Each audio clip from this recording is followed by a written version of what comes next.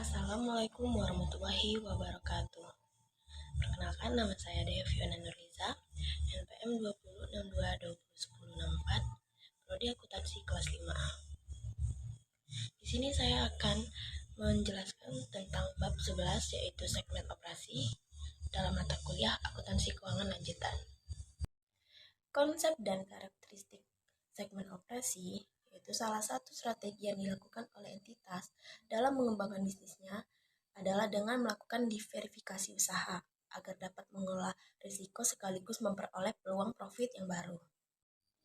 Yang dimaksud diverifikasi di sini ialah untuk memperluas bisnis yang masih berkaitan dengan bisnis inti perusahaan tersebut atau mencoba peluang keuntungan dari produk jasa lainnya. Apabila perusahaan mengalami penurunan dari hasil penjualan atau jasa pada perusahaan tersebut, maka perusahaan tersebut masih bisa mendapatkan keuntungan dari penjualan atau jasa lainnya. Selanjutnya ada PSAK 5. Segmen operasi mengungkapkan informasi yang memungkinkan penggunaan laporan keuangan untuk mengevaluasi sifat dan dampak keuangan dari aktivitas bisnis yang dimana entitas terlibat dan lingkungan ekonomi di mana entitas beroperasi.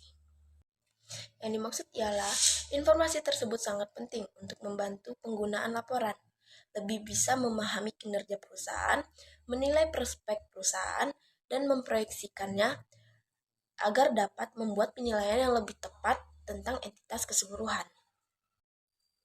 Selanjutnya pada slide 2 yaitu ada definisi segmen operasi, di mana menurut PSAK 5, segmen operasi adalah suatu komponen dari entitas yang satu terlibat dalam aktivitas bisnis yang mana memperoleh pendapatan dan menimbulkan beban, termasuk pendapatan dan beban terkait dengan transaksi dengan komponen lainnya dari entitas yang sama.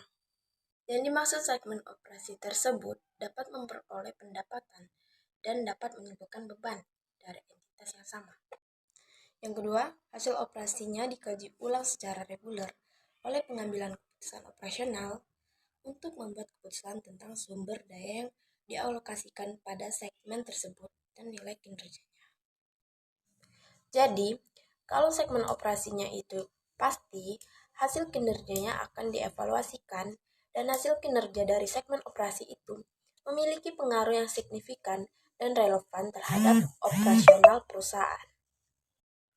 Yang ketiga, tersedia informasi keuangan yang dapat dipisahkan, yang diartikan misalkan segmen operasi usaha kayu, maka kita harus jelas arus kasnya, pendapatannya, beban-beban yang dihasilkan, dan memanfaatkan sumber ekonomi dan aset-aset yang ada.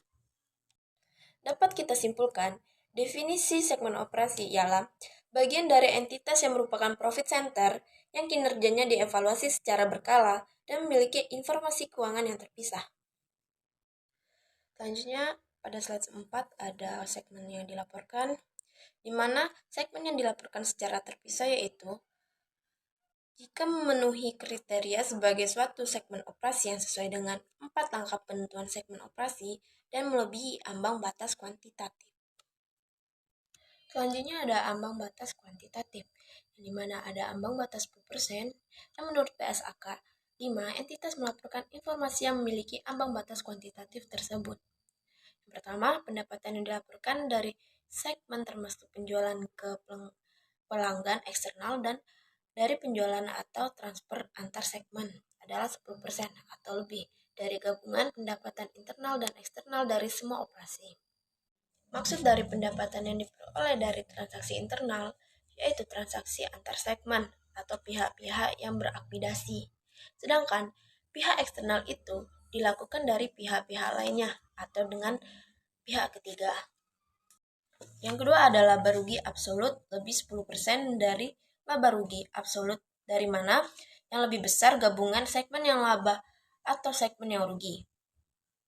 Yang dimana dapat diartikan laba atau rugi yang dihasilkan oleh segmen tersebut lebih besar atau sama dengan 10%. Yang ketiga ada memilih aset 10% atau lebih dari gabungan aset seluruh segmen operasi. Selanjutnya ada ambang batas 75%. Jika total pendapatan eksternal yang dilaporkan oleh segmen operasi kurang dari 75% dari pendapatan entitas, maka diperlukan tambahan segmen operasi yang dilaporkan hingga sedikitnya 75% dari pendapatan eksternal entitas tercakup dalam segmen yang dilaporkan. Selanjutnya ada pengukuran dan pengungkapan, di mana pengukuran yaitu unsur yang dilaporkan adalah ukuran yang digunakan oleh pengambilan keputusan untuk alokasi sumber daya dan menilai kinerja segmen. Yang kedua ada dialokasi dengan dasar yang wajar, dan yang ketiga ada entitas yang menjelaskan pengukuran segmen, yang dimana satu ada dasar akuntansi, yang kedua adalah sifat perbedaan pengukuran segmen, dan ketiga, sifat perubahan dari periode laba dan yang digunakan dalam segmen. Dan yang keempat adalah sifat dan dampak dari alokasi yang tidak simetris.